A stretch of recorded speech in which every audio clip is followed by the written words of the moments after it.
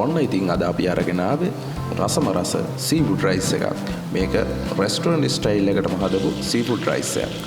මුලින්ම තාච්චියක් ලිපේ තියාගෙන ඔයාලට කැමති පොල් තෙල් බටර් ඔයගේ දේවල් දාලා රත් කරගන්න. ඊට පස්සේ තලාගත්ත සුදු ලුණු ටිකක් මේකට දාන්න. මතක ඇතුව සුදු ලුණු තලනකොට පොත්තත් එක්කම තලා ගන්න. සුදු ලුණු රන්වන් පාට වෙනකම් බැදෙනකොට ඔයාලට පුළුවන් බිත්තර 2ක් 3ක් 4ක් ඔයාලට කැමති ප්‍රමාණයක් මේකට ඇඩ් කරන්න. ඇඩ් කරලා ඉවරලා මේක හොඳට මික්ස් කරගන්න. ඇත්තටම අපි මේ රයිස් එක හදන්නේ සුපිරි පාටි එකකට. අපි 7 දෙනෙක් වගේ ඉන්න පොඩි පාටි එකක්. ඒ වුණාට සුපිරියටම මේ රයිස් එක හදනවා. පොඩක් ඕගොල්ලොත් හදලා බලන්න. සුපිරිම රයිස් එකක් මේක. දැන් බිත්තර ටිකේම හොඳ ගානට ඇහිලා තියෙනවා. තව පොඩ්ඩක් මික්ස් කරලා අපි මේකට දැන් ඇඩ් කරන්න ඕනේ මොනවද දන්නවද? අපි මේකට ඇඩ් කරන්න ඕනේ හීනියට ලියාගත්ත කැරට්. ඊළඟට අපි කැරට් ටික මේ විදිහට හොඳට බිත්තර එකත් එක්ක හොඳට මික්ස් කරගන්න ඕනේ. එතකොට මේ වෙලාවේ ගින්දර අඩු මට්ටමේ තියාගන්න. ඊළඟට අපි මේකට ඇඩ් කරනවා හීනියට ලියාගත්ත ලුණු ගොලයි ලීක්ස්.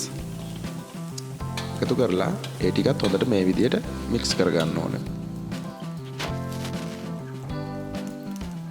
දැන් මේ වෙලාවේදී අපි ඇඩ් කරගන්න ඕනේ ලුණු ඇඩ් කරලා ඉවරලා අපි මේ විදිහට ඒකත් මේ ටිකත් එක්ක මික්ස් කරගන්නවා.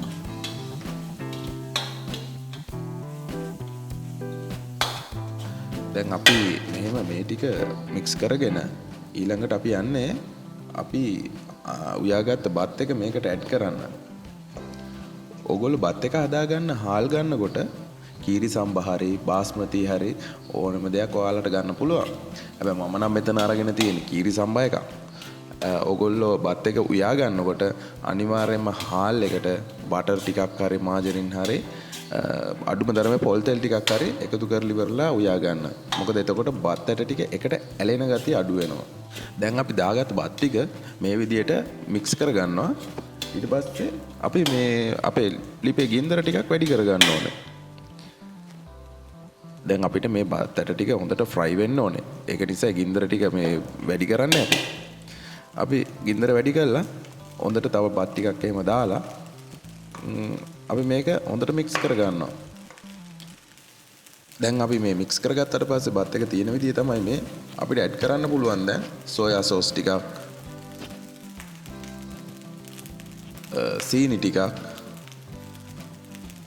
අපි මේ සෝයා සෝස් ඇඩ් කරාම අපිට මේ රයිස් එකට සුපිරි පාටක් එනවා. ඒ වගේම අමුතු රසයකුත් එනවා. ඒ වගේම සීනි ඇඩ් කරාම එතකොටත් අමුතුම රසයක් එනවා. රයිස් එකේ රසය ගන්න මේ ටික ඇඩ් කරන්න ඕනේ. ඊළඟට අපි බැදගත්ත ඉස්සෝ දැල්ලෝ තලපත් වගේ මාළු జాතියක් ඒ වගේ අපි මේකට ඇඩ් කරනවා. මොකද මේක සීෆුඩ් රයිස් එකනේ. ඉතින් ඔයාලත් මේ රයිස් එක හදලා අපිට කමෙන්ට් එකක් දාන්න කොහොමද රයිස් එකේ රස කියලා. ලයික් එකක් දාලා අපිව සබ්ස්ක්‍රයිබ් කරගෙන යන්න අමතක කරන්න එපා.